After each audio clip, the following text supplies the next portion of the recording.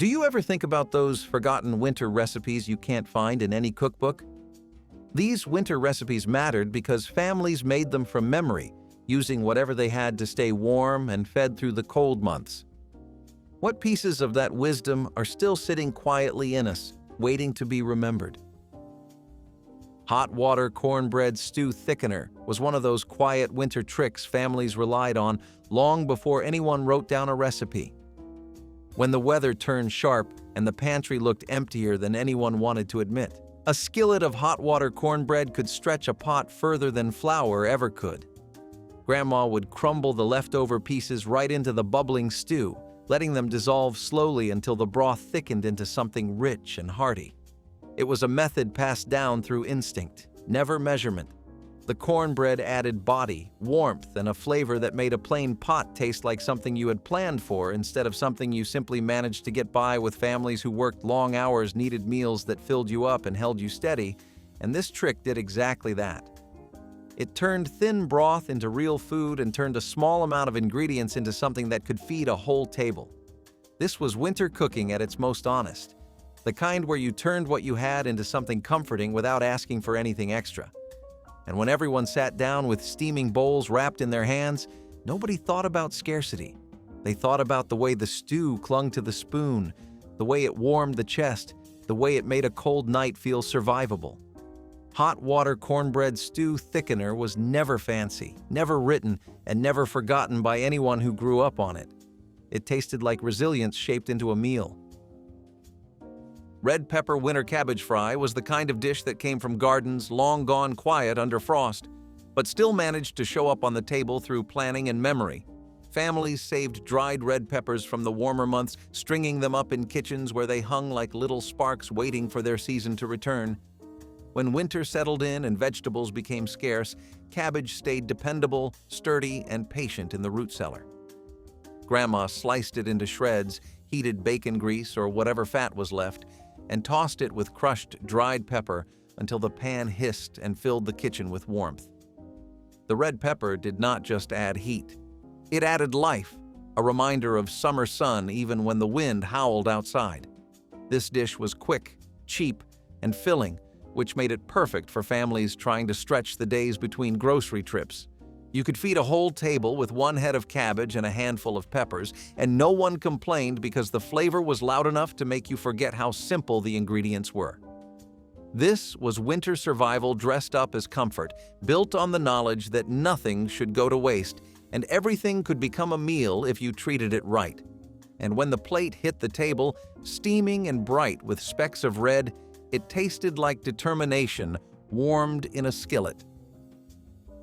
Molasses snow biscuits were the winter morning treat families depended on when cold wind rattled the windows and sugar was too expensive to use freely. Molasses poured slow like winter honey, thick and dark, stretching sweet flavor through dough that otherwise would have tasted plain. Grandma mixed flour, baking powder, lard, and just enough molasses to tint the dough the color of early morning shadows. She shaped them quickly, hands practiced, and placed them close together so they rose against one another like a small family huddled for warmth.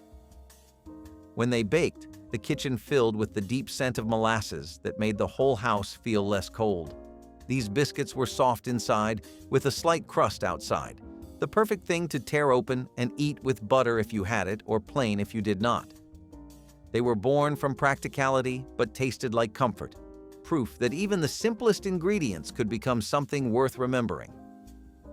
On winter mornings when the world outside felt frozen, these biscuits made the first hour of the day feel hopeful. They were not fancy, but they were dependable, and that meant everything. Molasses snow biscuits were the kind of food that stayed in families even when circumstances changed, whispered from one kitchen to another, because no cookbook ever bothered to capture their worth. Brown sugar sweet potato mash cakes were the winter lifesaver that turned leftovers into a second meal without anyone complaining. When sweet potatoes lingered after holiday dinners, Grandma did not throw them out. She mashed them with brown sugar, a splash of milk, and a sprinkle of spice before shaping the mixture into small patties. They hit the skillet with a soft sizzle, the edges crisping while the centers stayed smooth and warm. These cakes tasted like the echo of a holiday meal, familiar and soothing, as if the season itself refused to let go. Families loved them because they stretched what little they had and transformed scraps into something that felt intentional. Kids did not know they were eating leftovers. They only knew it tasted sweet, warm, and perfect with breakfast or supper. And in winters, when the budget needed to stretch farther than anyone liked to admit, meals like this were a quiet blessing. Brown sugar sweet potato mash cakes carried the memory of abundance into the hard months, reminding families that flavor did not disappear just because the holidays ended. They held on to comfort the same way people held on to each other through long, cold weeks. Salt pork winter greens pot was a tradition carried from one cold season to the next, built on the belief that even tiny scraps could transform a whole meal. When money was tight and fresh produce was limited, greens like collards or mustard became the backbone of winter cooking. A small piece of salt pork, barely enough to be considered meat, held enough flavor to season an entire pot. Grandma washed the greens, stripped the stems, and let them simmer until they softened into something hearty and wholesome. The salt pork gave a smoky depth that tasted far richer than its size suggested, and the pot liquor at the bottom became the best part, sipped like soup or soaked up with cornbread. Families relied on this dish not just for nourishment, but for the feeling it gave, a sense that warmth and comfort could come from the humblest ingredients. In winters, when the wind was sharp and bills piled high, this greens pot held families steady. It tasted like strength simmered slow. Rice and raisin warm bowl breakfast was the winter morning hug families turned to when the cold settled into the floorboards. Old rice from the night before was never wasted. Grandma reheated it with butter, milk if she had it, and a handful of raisins or whatever sweet thing was within reach.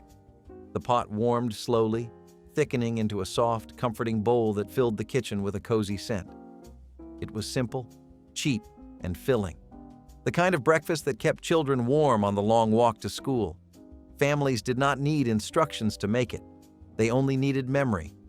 This warm bowl tasted like care, like a small kindness given before the day demanded more than anyone wanted to give. It made winter mornings feel gentler. Barrel-stored apple skillet fry was a winter staple that carried the taste of fall into the coldest months. Apples stored in barrels softened over time, but Grandma knew how to revive them. She sliced them thin, tossed them into a hot skillet with butter and sugar, and let them cook until they turned golden and fragrant. Spices like cinnamon or nutmeg added warmth that spread through the whole house. This dish was simple, but it felt luxurious when fresh fruit was long gone. It reminded families that sweetness could last through winter if you cared for it properly. Every bite tasted like a memory saved for later, a reminder that nothing truly good disappears. Old-style peppery bone broth was the winter foundation that kept families steady when meals needed to stretch for days. Bones that might have been thrown away became liquid comfort when simmered for hours with onions, pepper, and whatever scraps were available. The broth grew richer with time, turning thin water into something nourishing and full of depth. Families drank it plain when times were tight or used it to make stews, soups, or dumplings as the days passed. This broth tasted like patience, like quiet strength, like the kind of wisdom families relied on long before written recipes existed. It warmed the body and eased the hunger that winter often brought. Blackstrap molasses. Bread pudding was the winter dessert that proved sweetness did not require abundance. Stale bread became the base, soaked in milk, spices, and dark molasses that flavored everything it touched. The pudding baked into a dense, rich dish that tasted like warmth held together by memory. It filled the kitchen with a deep, comforting scent that wrapped around the whole house. Families ate it warm, grateful for something sweet that came from almost nothing. This dessert was not fancy, but it felt like a reward at the end of long, cold days. It tasted like gratitude baked into every bite. Fried hoecake dumplings were born from the scraps of dough left behind after making bread or cornbread. Nothing was wasted in winter. Grandma pinched off the excess dough and dropped it straight into boiling broth where it puffed and softened. The dumplings soaked up flavor while staying tender inside, becoming small pockets of warmth in every bowl. They stretched a pot of stew into a full meal, turning a few ingredients into enough for everyone at the table. These dumplings were simple, but they carried the ingenuity families needed to make winter feel less harsh. They tasted like resourcefulness, comfort, and home. Smothered turnips and tops were the kind of winter dish that proved nothing in the pot ever went to waste, especially during the cold months when every ingredient mattered. Families cooked the roots and the greens together because separating them felt like throwing away flavor no one could afford to lose. Grandma peeled the turnips, chopped them into thick chunks, and washed the greens until the sink filled with steam. She let everything simmer slowly with onions, a little fat if she had it, and enough seasoning to make the whole house smell warm, even when the wind rattled the windows. The roots softened into something mild and comforting, while the greens soaked up every bit of flavor in the pot. This dish tasted like survival shaped into supper, born from hard seasons when people had to stretch what the soil gave them. In many homes, it stood beside cornbread, filling bellies without emptying the pantry. It was simple, it was humble, and yet it carried a depth that only comes from meals made out of necessity and love.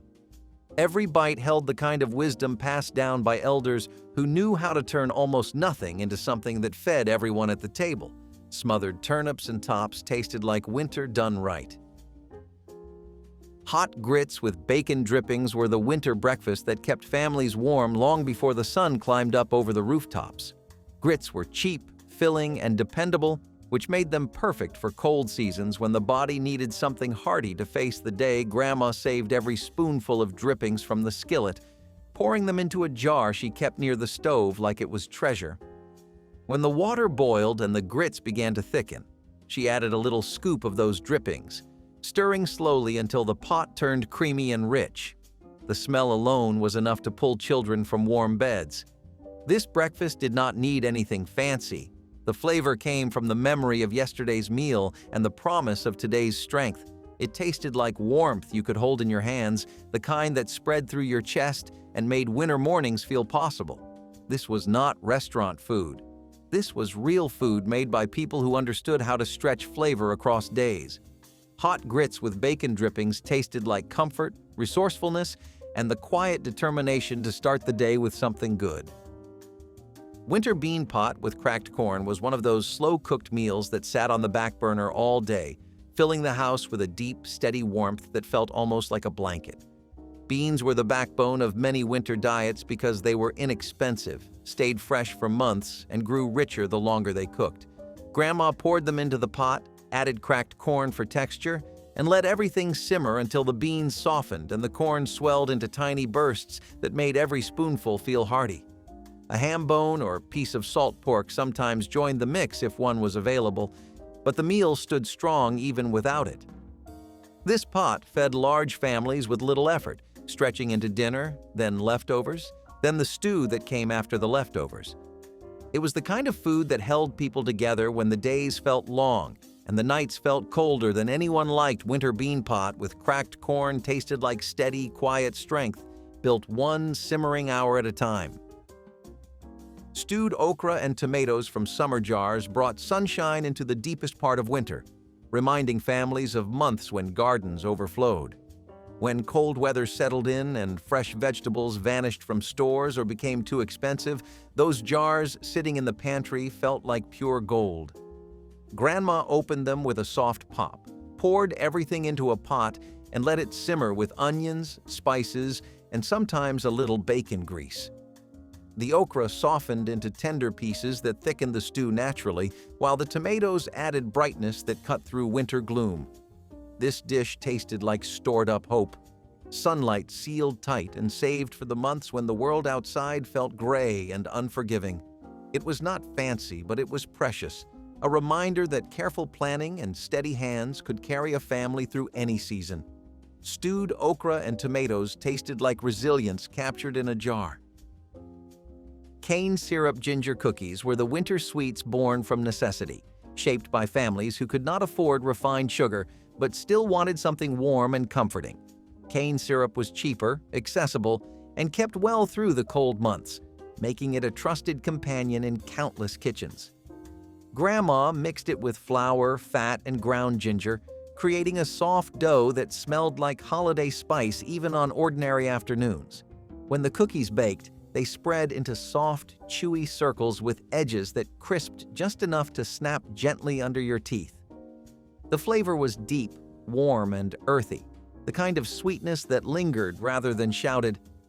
Families cherished these cookies because they brought joy without requiring ingredients that winter budgets could not handle.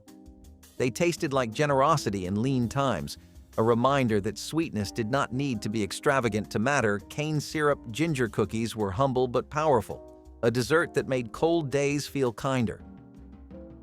Winter ham hock soup was the kind of pot that worked long hours in the background of the home, simmering quietly until every ounce of flavor had been coaxed out of the hock. Once the ham was eaten, that leftover piece still carried enough richness to season an entire pot of vegetables, potatoes, and beans. Grandma let it cook slowly, hours on hours, until the broth glowed golden and fragrant.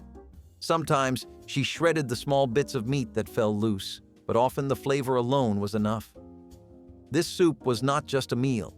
It was a method of stretching what little remained into something comforting and sustaining. Families counted on it during weeks when the budget was tight or the weather kept them indoors. The soup felt honest, humble, and full of the kind of warmth that settled deep. Winter ham hock soup tasted like making the most of everything you had. Snow ice winter treat was the kind of dessert made only when the weather allowed and families were willing to believe in small magic. Children raced outside with bowls when the snow fell clean and soft, scooping the freshest patches before footsteps ruined them. Grandma mixed the snow with milk, vanilla, or whatever sweet syrup she had, stirring quickly before it melted into slush. The result was light, cold, and sweet, a winter miracle that cost nothing and delighted everyone. This treat was born from imagination, resourcefulness, and the willingness to find joy in scarcity. It tasted like childhood, like laughter echoing through cold air, like winter turned into something gentle. Snow ice winter treat was a memory more than a recipe, one that families held close long after the snow disappeared. Fried leftover dressing cakes were the second life of holiday leftovers, transformed in a skillet until the edges crisped into pure comfort.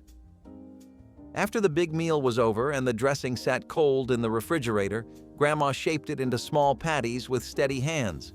She placed them into a hot pan, letting them sizzle until a golden crust formed. Inside, they stayed soft and savory, carrying every flavor from the holiday feast. These patties were often eaten for breakfast or supper, proving that good food did not need to be wasted or forgotten.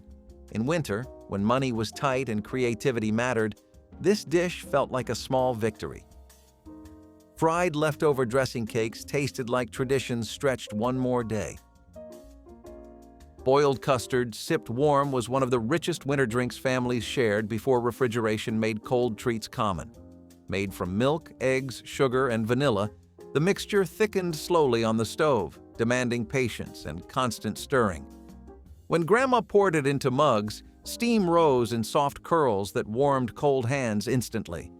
The custard was silky, sweet, and comforting in a way that felt almost luxurious. Families shared it on cold evenings, sitting close together while the house creaked under the weight of winter wind. This was more than a drink. It was a moment, a ritual that made everyone feel cared for.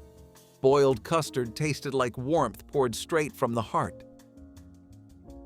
Salted fish winter hash was the frugal, filling meal families leaned on when fresh meat was too expensive or hard to find. Preserved fish lasted through the season, and Grandma knew exactly how to stretch it. She flaked the fish into a skillet with potatoes and onions, frying everything until the edges turned crisp and golden. The saltiness of the fish balanced the softness of the potatoes, creating a dish that was simple but satisfying. This hash filled the house with an aroma that felt strong and familiar, reminding families of old traditions and careful planning. Salted fish winter hash tasted like resilience, thrift, and the determination to create something good out of whatever the season offered. gizzard and onion winter gravy was the kind of meal saver families relied on when the cold months stretched longer than the pantry ever wanted. Gizzards were inexpensive, tough, and often overlooked, but Grandma knew exactly how to turn them into something tender and deeply flavored. She simmered them low with onions until the whole pot softened, filling the kitchen with a smell that felt richer than anything that came from a fancy cut. When the gizzards were finally ready, she chopped them small and stirred them back into the pan drippings to create a gravy thick enough to coat the back of a spoon. This gravy stretched across biscuits, rice, leftover potatoes, or anything else that needed a little warmth to become a full meal.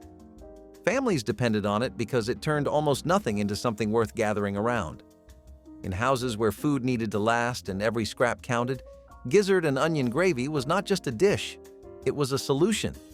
It wrapped cold days in a flavor that made winter feel less harsh and more hopeful. This was the kind of recipe passed down through memory, the kind of comfort that lived in the hands of those who had survived hard seasons before. Every bite tasted like ingenuity made edible, proof that winter could be softened with a little patience and a lot of heart.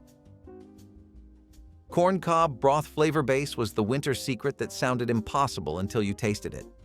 When vegetables were scarce and there was no money for extra ingredients, the leftover corn cobs saved from warmer months became a hidden treasure in the pantry. Grandma would boil them for hours, coaxing out every bit of sweetness and earthy depth the cobs still held. The pot looked simple, but the scent rising from it made the kitchen feel alive even when the wind rattled the windows. This broth acted as the foundation for stews, soups, and porridges, each one richer than the last. It turned plain beans into something hearty and turned simple vegetables into something comforting. Families who knew this trick never threw out corn cobs because they understood that flavor was precious in winter. Nothing was wasted because everything had a use. And when that warm broth hit the bowl, it tasted like summertime echoes returning just when you needed them most. Corncob broth flavor base was the kind of winter wisdom that did not come from cookbooks, but from lived experience, passed from one kitchen to another like quiet advice. Sweet onion and potato ragu was the kind of winter dish that proved you could build comfort from almost nothing if you knew how to treat the ingredients right. Potatoes lasted through months of cold when stored properly, and sweet onions kept their flavor long after other vegetables disappeared. Grandma sliced them thin, letting them melt together slowly in a pot of butter or leftover drippings until everything softened into a thick, savory stew. The sweetness from the onions balanced the earthiness of the potatoes, creating a dish far more satisfying than the simple ingredient list suggested. Families ate it beside cornbread, poured it over rice, or ladled it into bowls on nights when the weather outside seemed endless. It tasted like warmth built from patience. This ragu belonged to a time when creativity mattered as much as groceries, and nothing in the pot was ever wasted. Sweet onion and potato ragu was the kind of winter meal people remembered not because it was fancy, but because it made long nights feel safer and homes feel fuller. Dried bean and fatback. Monday pot was a tradition held together by rhythm, routine, and the practicality of winter living. Mondays were laundry days, cleaning days, long work days, which meant a pot had to simmer without constant attention. Dried beans filled that role perfectly. Grandma soaked them overnight, added a piece of fatback for deep, smoky flavor, and let everything cook low and slow as the day unfolded. The house filled with a scent that made even the busiest mornings feel grounded. This pot fed everyone, sometimes for more than one meal, stretching small ingredients into something that carried families through cold weeks. Beans softened into creamy bites, while the fatback melted into the broth, turning simple food into something rich. This was not just a meal, it was a system, a method, a survival plan. The Monday pot tasted like organization shaped into nourishment, a weekly reminder that winter could be managed with patience and preparation. Winter squash mash with nutmeg was the seasonal dish that bridged the gap between fall harvests and deep winter scarcity. Families stored squash in cool cellars where they lasted for months, waiting quietly until the right moment arrived. When Grandma split one open, the bright orange flesh looked like sunshine buried in the cold.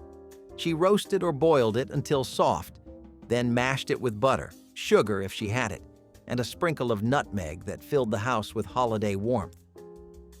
The flavor was sweet, earthy, and comforting, the kind of taste that wrapped itself around you from the inside out. This mash paired with anything, pork, chicken, or just a slice of bread, and made even the simplest winter meals feel abundant. It reminded families that the harvest never truly disappeared as long as they cared for what they had.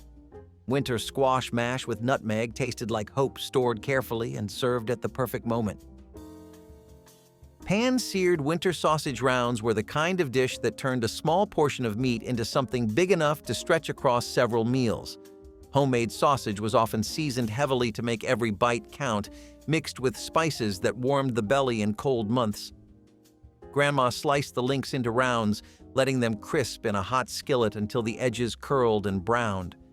The aroma filled the house instantly, making children drift toward the kitchen even before the plate hit the table. These sausage rounds were eaten with eggs, mixed into beans, stirred into stews, or served beside biscuits when supplies ran low. Their flavor carried through every dish they touched, turning modest ingredients into something memorable. Winter cooking relied on stretching what you had, and sausage rounds did exactly that. They offered comfort, richness, and a sense of abundance even when times were lean. This dish tasted like winter mornings done right. Hot cocoa made from cocoa powder and canned milk was the winter comfort drink families relied on long before store mixes became common. The cocoa powder clumped stubbornly, and the canned milk thickened everything into a richness that felt almost decadent. Grandma whisked the pot slowly, sweetening it with sugar or syrup depending on what was available. The drink steamed in mugs, warming hands that had been cold all day. Kids sipped it slowly, letting it coat their tongues with chocolate that tasted deeper than anything that came from modern packets. This cocoa carried the weight of winter evenings, the quiet moments after chores were done, the warmth that reminded everyone that home was a refuge. It tasted like tradition, resourcefulness, and love poured into a cup. And long before store shelves filled with instant mixes and flavored powders, this simple drink made children feel like they were sharing in something special, something that belonged only to the family. When the wind howled outside and the fire crackled low, this cocoa turned a quiet night into a memory, its sweetness settling deep enough to stay with you for years. Crackling cornbread for cold nights was the kind of winter dish that felt like a celebration even when it was born from pure necessity. Cracklings, little crispy bits left from rendering lard, were saved like treasure. Grandma folded them into cornbread batter, creating a loaf that snapped with flavor and texture. The skillet sizzled when the batter hit, filling the house with a smell that made everyone hungry before the first slice was cut. This cornbread was rich, salty, and warm, the perfect companion to soups, stews, or beans that needed a lift. On the coldest nights, families gathered around the table with this cornbread like it was a gift. Every bite tasted like resourcefulness turned into comfort, the kind of recipe that proved nothing should ever be wasted. Crackling cornbread tasted like winter ingenuity at its finest, and when the pan was placed in the center of the table, steaming and golden, there was always a moment of quiet gratitude, a small pause where everyone recognized the worth of simple things. The cracklings added more than flavor. They added a memory of work done earlier in the season, a reminder that preparation and patience made winter feel less heavy and more hopeful. Steamed raisin pudding was the dessert families turned to when ovens were scarce or unreliable and fruit was precious. Grandma mixed flour, sugar, milk, and a handful of raisins into a batter that did not look like much at first glance. Then she poured it into an old coffee can or tin mold, set it in boiling water, and let steam work its slow magic. The pudding rose into a dense, moist dessert that smelled like holidays even when it was made on ordinary winter days. Raisins provided bursts of sweetness in a dish built from pantry basics. It was warm, comforting, and filling, a dessert created from practicality but remembered for joy. Steamed raisin pudding tasted like the kind of sweetness winter rarely offered freely. And when Grandma lifted the lid and the steam rolled out like a soft white cloud, the whole kitchen filled with a promise of something soothing.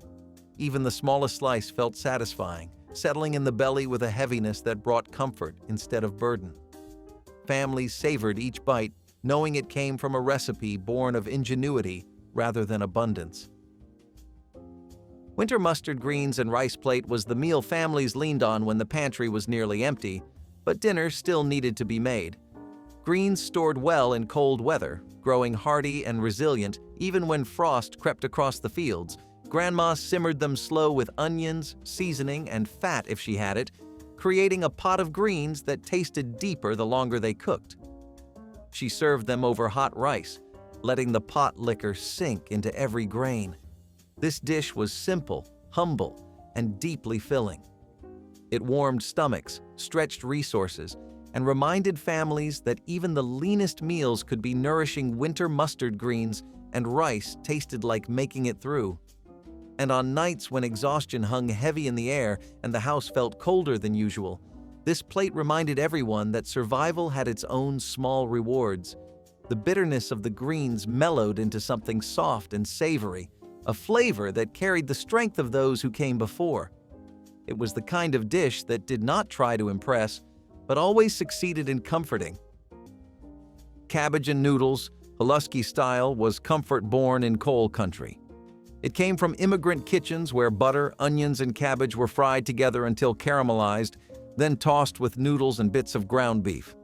The result was smoky, soft, and faintly sweet, a dish that felt like warmth itself. It was cheap to make, easy to love, and could feed a crowd for pennies. In Pennsylvania, mining towns, and Midwest kitchens, Halleski became more than a meal. It was memory on a plate. The sizzle of cabbage hitting butter, the smell of onions browning in old cast iron carried a rhythm of tradition. Even without meat, it was satisfying. With it, it became a small feast. Served in big enamel bowls, it spoke of perseverance, of families who worked hard, prayed often, and found joy wherever they could. Gristle stew was the dish nobody admitted to liking, yet everyone finished. It started with the bits no one wanted, the chewy, sinewy ends of meat, fat-laced scraps, bones too small to be worth anything else.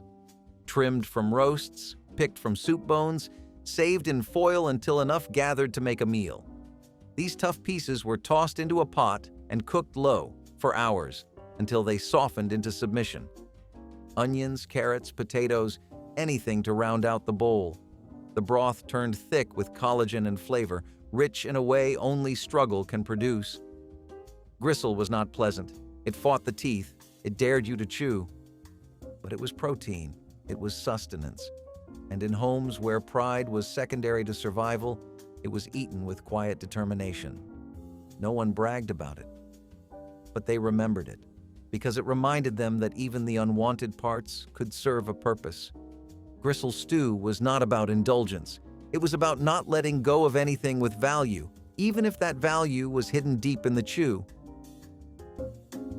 Mulligan stew is typically a leftover dish, and indeed, it is the definition of throwing together everything except for the kitchen sink. It has its roots in the Great Depression when individuals combined all sorts of commodities that were edible in a pot: meat, vegetables, beans, pasta, and anything that could be imagined. Thus, no two Mulligan stews are the same. It is one of the most versatile, or rather, one of the most lenient, dishes to prepare. Mulligan stew is based on what is known as the hobo stew, in which you subject various ingredients to uncertain fates that result in an amazing stew. The factor that makes Mulligan stew stand out is the fact that it is one of the cheapest meals that can be prepared. Got leftover beef? Toss it in. An extra can of beans? Throw it in too. This consists of potatoes, carrots, onions, tomatoes, some appetizers, and whatever remains in the kitchen. In the Great Depression, massive quantities of Mulligan stew would be cooked in large batches, and everyone would bring something to the kettle. This sharing and utilization of every little component is the essence of Mulligan stew. Oh, no preparations here. Simply use your creativity. To give it a boost, season with a hint of Worcestershire, or alternatively, season with a pinch of paprika. So the next time you find your fridge is almost empty, then maybe it is time to bring out the Depression-era chef in you and try out Mulligan stew. It is the stew equivalent of the Mystery Box Challenge and will surely warm you. Canned tomato and elbow macaroni soup was not glamorous, but it made the pantry stretch. 1 can of tomatoes, sometimes whole, sometimes crushed, got poured into a pot with water and a few handfuls of elbow macaroni. You let the pasta swell until it filled the pot with soft, starchy bulk. If you had a bouillon cube, in it went. If you had milk, you added a splash to cut the acidity. The whole thing tasted like warmth and metal, especially when cooked in an old aluminum pan. You could dress it up with a sprinkle of sugar or a pat of butter, but most of the time it was just tomato and noodle, red and white, bland and better than nothing. Kids would pick through it, looking for a miracle. Adults just spooned it in, chewing with their jaws and not their hearts. It was fast. It was filling. It was honest. And in a world full of dinner tables that asked for patience and sacrifice, this soup asked for very little. It expected you to show up hungry, and it met you where you were. No judgment, no surprise, just enough. Brunswick stew is both heartwarming and mysterious. Its true origins are still a matter of debate. Brunswick County, Virginia, and Brunswick County, Georgia, claim to be the birthplace of this tomato-rich stew, which dates back to the 19th century. Regardless of its origin, Brunswick stew has always been about using local, seasonal ingredients and stretching them to feed a crowd. Traditional recipes used wild animals such as squirrels or rabbits, but nowadays chicken and pork are the usual protein pick for this stew. The stew is thickened with crushed tomatoes, chicken, and lima seeds, sometimes adding a little barbecue sauce for an extra smokiness. Long ago, this dish was a communal affair, made in massive pots and often cooked over a wood fire for hours until every ingredient was melt-in-your-mouth tender. Dandelion leaf stew was a springtime ritual born from empty shelves and overgrown yards. When money was tight and gardens hadn't yet bloomed, people turned to the weeds. Dandelion leaves, foraged from roadside and yard, were bitter, angry almost, but full of vitamins and bite. They were washed in cold water, boiled down twice to tame their fire, then dropped into a pot of beans or potatoes. A bit of pork fat if there was any, maybe onion. The result was green and earthy, like drinking the backyard. Children turned up their noses. Adults didn't blame them. But they ate it anyway. Because it was free. Because it was food. Because it meant survival. The bitterness became part of the experience, not something to fix. Dandelion leaf stew didn't pretend to be anything but what it was.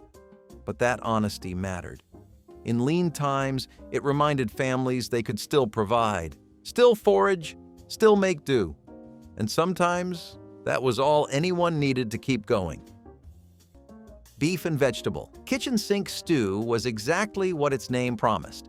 Everything but the kitchen sink. It began with ground beef or scraps of leftover roast, followed by whatever vegetables still lingered in the root cellar: carrots, parsnips, turnips, onions, or even cabbage. The pot simmered slowly, the broth growing darker and richer as hours passed.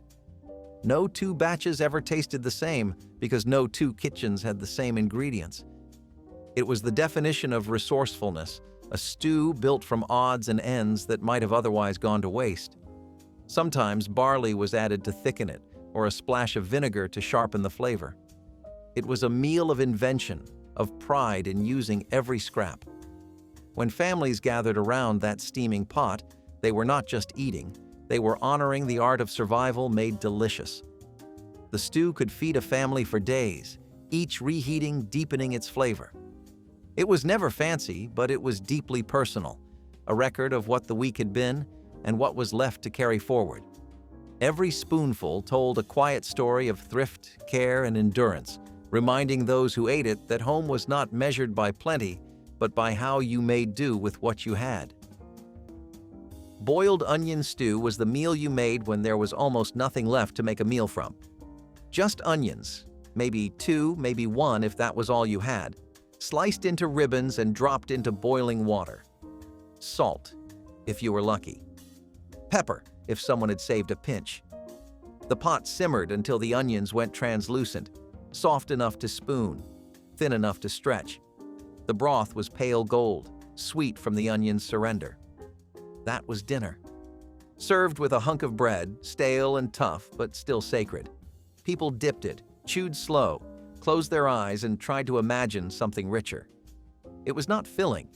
It was not thick, but it was hot, and that counted for something. For families whose stoves had grown quiet, this stew brought back the sound of boiling. It brought back the smell of onions in the air, faint though it was. You could feed 6 with one bulb if you tried hard enough. That was the magic. Or the tragedy. Maybe both. But no one ever forgot the taste. Because it tasted like resilience, like making something out of nearly nothing. And sometimes, that had to be enough. Sole meunière is an exemplary dish that highlights the inherent flavors of its primary ingredient through a simple yet precise preparation method. This dish involves a sole fillet, lightly dusted with flour, then pan-fried in butter to a perfect golden brown. After cooking, the fillet is enhanced with a sauce of the pan's browned butter, fresh lemon juice, and chopped parsley, drizzled over the fish to amplify its delicate, sweet taste. The freshness and quality of the sole are crucial. Ideally, the fish is prepared soon after being caught, underscoring the importance of ingredient freshness in French culinary arts. The preparation focuses on preserving the fish's natural flavors, complemented subtly by the nutty browned butter and the bright lemon juice. Choosing sole, a flat fish valued for its fine texture and mild flavor, is vital as it cooks quickly and uniformly, making sole meunière a revered dish for its elegant simplicity. Sole meunière is an exemplary dish that highlights the inherent flavors of its primary ingredient through a simple yet precise preparation method. This dish involves a sole fillet, lightly dusted with flour, then pan-fried in butter to a perfect golden brown. After cooking, the fillet is enhanced with a sauce of the pan's browned butter, fresh lemon juice, and chopped parsley, drizzled over the fish to amplify its delicate, sweet taste. The freshness and quality of the sole are crucial. Ideally, the fish is prepared soon after being caught, underscoring the importance of ingredient freshness in French culinary arts. The preparation focuses on preserving the fish's natural flavors, complemented subtly by the nutty browned butter and the bright lemon juice. Choosing sole, a flat fish valued for its fine texture and mild flavor, is vital as it cooks quickly and uniformly, making sole meunière a revered dish for its elegant simplicity. Flour dumpling. Water soup was exactly what it sounded like. Boiled water, a pinch of salt, and dumplings made from nothing but flour and whatever fat was left in the house. You mixed the flour with a little water until it clung together in sticky clumps, then dropped spoonfuls into the bubbling pot. The dumplings swelled and softened, turning the water cloudy and thick. Sometimes the dumplings were chewy, sometimes they dissolved. No two pots were ever the same. The flavor came from memory, not ingredients. Some parents told their kids it was their favorite meal as a child, just to make them feel better. Others stayed quiet. There was something hypnotic about watching the lumps rise to the surface, bobbing like pale ghosts in the broth. You ate it fast before it congealed, and if you were lucky, it stuck to your ribs just long enough to fall asleep. This was food that asked for nothing and gave very little in return. But it was warm. It was there. And when you had nothing else, that was enough to earn your respect. So high pie is a traditional dish from the 17th century that might sound intimidating, but it's actually delicious and surprisingly easy to make. If you're ever feeling like whipping a fancy meal on a cold snow day, high pie is your best friend. If high pie doesn't ring a bell, you might know it as raised pie. Strike a note? This unique pie was made using a hot water crust pastry, which allowed the pie to be formed by hand into a high, sturdy shape. But here's the twist. Instead of a pastry crust, it's topped with a layer of mashed potatoes. The best part? It can be filled with anything from ground beef and vegetables to braised chicken. High pies were often reserved for special occasions or holidays, as they required significant time and effort to prepare. The hype for high pie has died down over time, but it's still a staple in some homes who can't seem to let it go, especially during the winter months. Pepper pot stew is also known as the soup that won the war, and has lots of spice, history, and tradition as well. Its origins were in the Caribbean, but it was embraced by African, Native, and Creole chefs who came to Philadelphia during the Revolution. It is stated that due to pepper pot stew, George Washington's soldiers were able to survive the winter they had ahead of them, which makes this dish a part of legends in American cooking. Tripe-based with hefty vegetables and hot peppers as the main ingredient, pepper pot stew is still spicy and peppery even to this date. This stew is hearty and comforting and really has a full range of flavor profiles with deep, meaty tones complemented by the freshness of hot peppers. Allspice or thyme will give the stew warmth, while potatoes and dumplings make the stew richer and ensure that every drop of the broth is consumed. This food was originally sold on the streets of Philadelphia in the 1800s as pepper pot stew, cooked in steaming carts. It became so popular that even the city of Philadelphia earned the nickname of Pepper Pot City. While tripe is not as typical in contemporary renditions, this is a well-liked and distinctive dish. Give it a go to add some historic touch to the winter meals. Pepper pot stew is not just a meal, it is history, put into a bowl, garnished with spices that will give your tongue a good telling off. Wilted lettuce stew was never on a menu, but it was always in the garden, just past its prime. Lettuce that had turned soft, spotted or floppy, got chopped and thrown into a hot pan of bacon grease before it could rot completely. Add onions. Stir until everything surrendered. Then came the water, a splash of vinegar, and sometimes a bit of flour to make it cling to the spoon. It was more of a stew by mood than by definition. The leaves melted into the broth, green turning brown, flavors turning sharp and smoky. This was a dish built by desperation and rescued by memory. Your grandmother probably called it summer soup or garden stew to dress it up. But everyone knew it was wilted, it was what was left. And still, somehow, it was comforting. There is something quietly heroic about taking what the world says is garbage and turning it into dinner. Lettuce stew was not proud, but it was honest, and in that honesty lived a kind of strange, stubborn beauty. Cabbage and rice bake was an act of comfort disguised as frugality. Leftover rice met cabbage and beef in a casserole dish, topped with breadcrumbs or a drizzle of milk to keep it moist. It baked until tender, the top golden, the smell rich and homey. This dish was how families turned scarcity into satisfaction.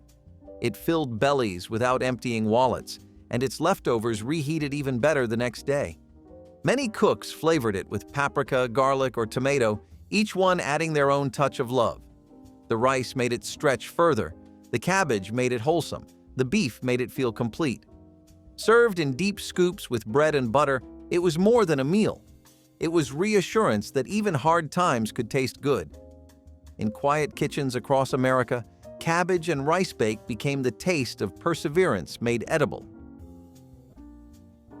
Evaporated milk and pea stew was what you made when fresh food was a rumor and the pantry was all cans.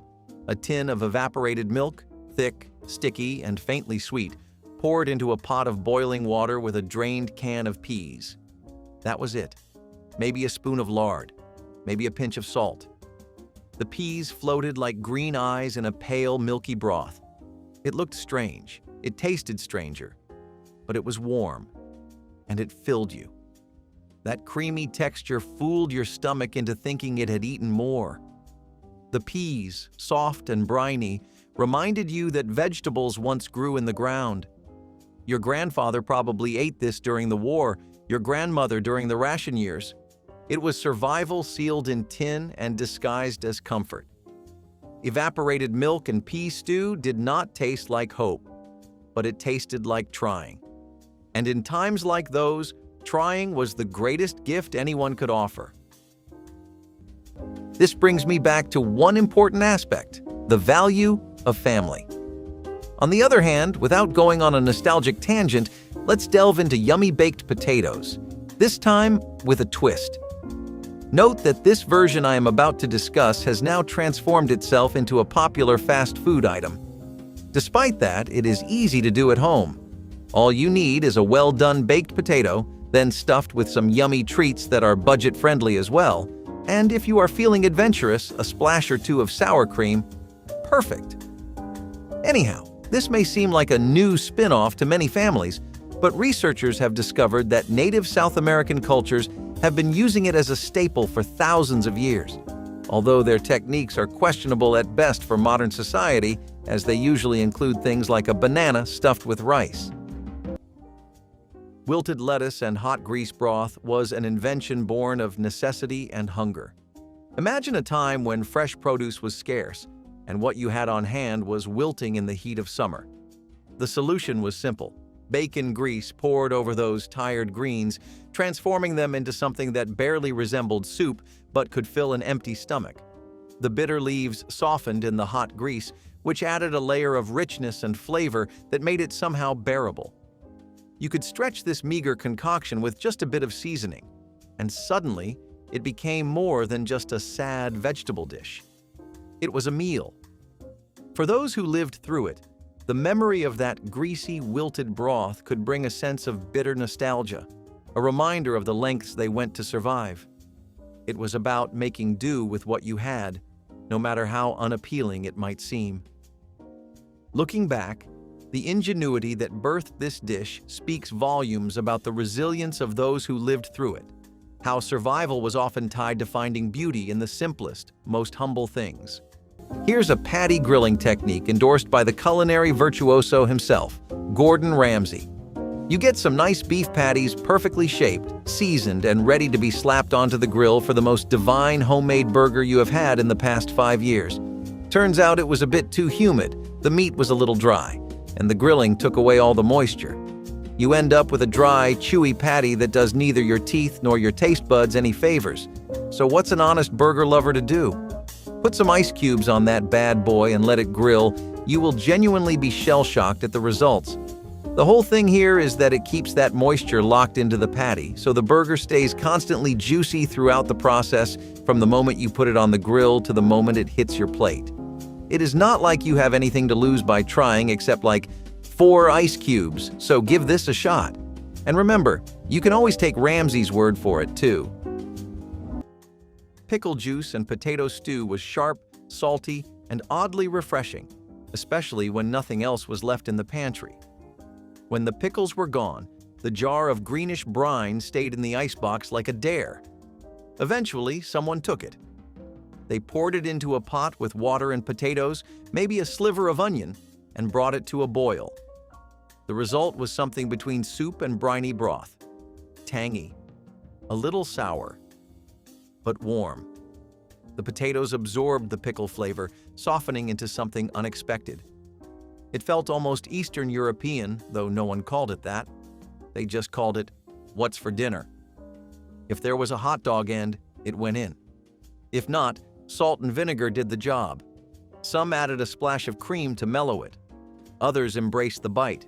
It puckered your mouth. It warmed your chest.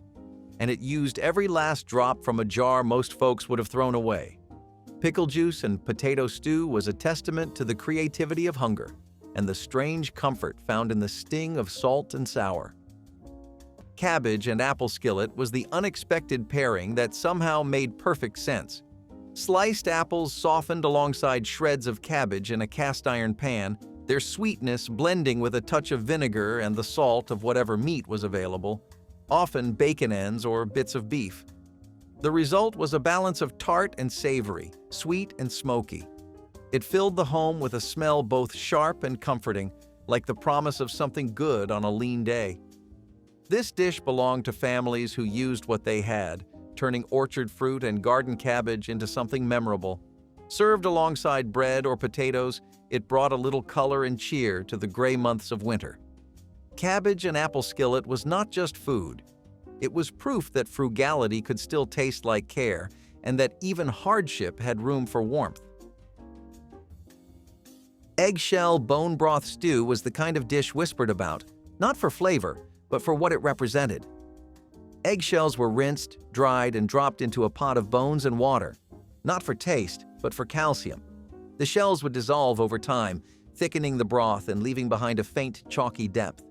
Into this went carrot tops, celery leaves, onion skins, every forgotten part of everything.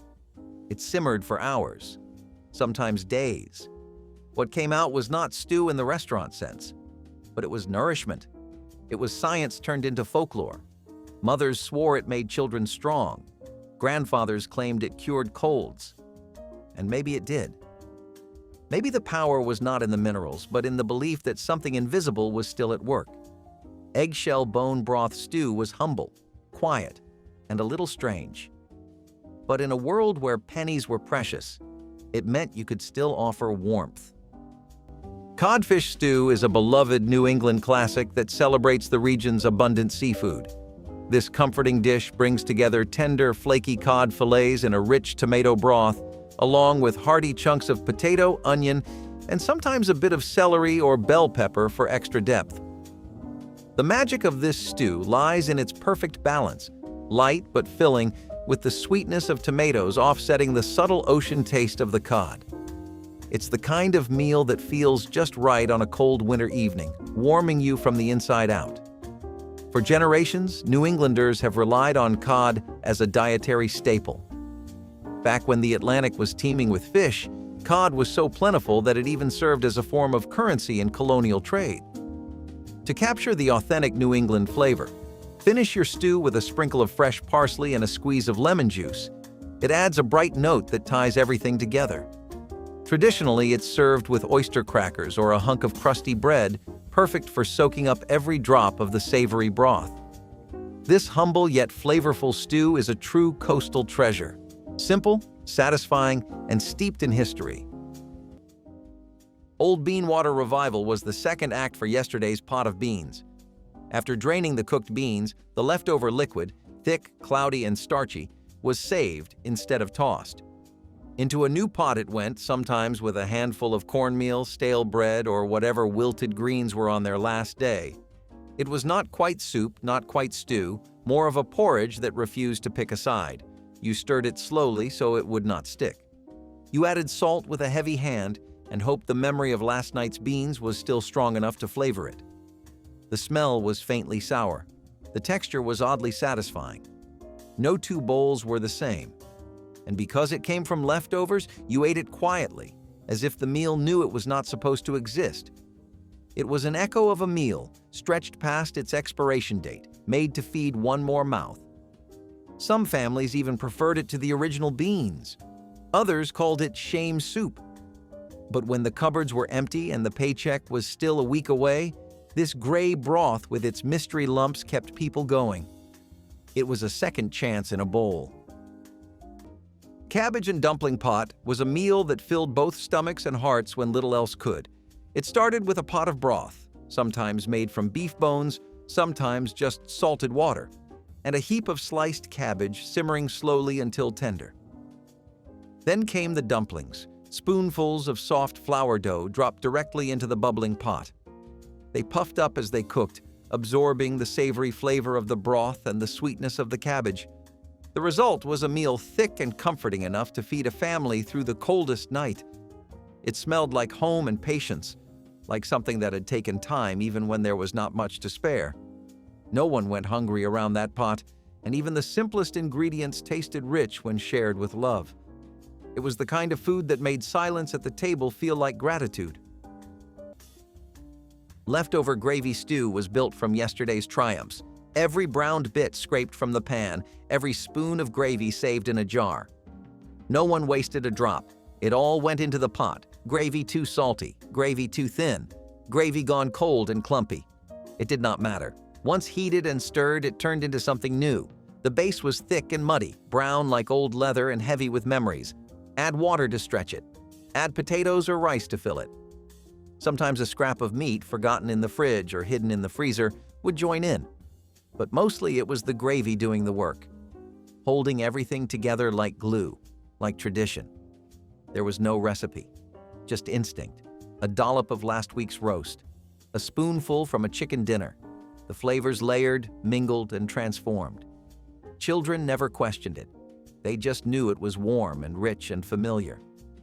Leftover gravy stew was not elegant, but it was honest. It told the truth about how people survived, by saving, scraping, and stirring their way to another meal.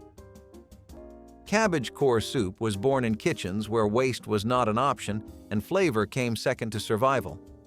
After the outer leaves were used in slaw or boiled down for supper, the hard, pale heart of the cabbage, the part most people threw away, was chopped fine and dropped into boiling water. It had a bite to it, fibrous and bitter, but when cooked long enough with salt and maybe a pinch of sugar, it softened into something close to tender. The broth turned cloudy, greenish, and carried a faint sweetness like memory. If a bone was lying around, even a clean one, it went into the pot for luck. Families poured it over day-old bread or paired it with a spoonful of lard. It was never anyone's favorite, but it was honest. It reminded you of how close the line was between waste and worth. Sometimes the older folks would say this soup kept us through the hard winters. Kids rolled their eyes, but they still ate every drop. That cabbage core, once considered trash, became the backbone of dinner. And in a way, it tasted like persistence, chewy, bitter, and unwilling to give up. If one of these forgotten winter recipes brought back a feeling, drop it in the comments and hit like and subscribe so we can keep uncovering these lost dishes together.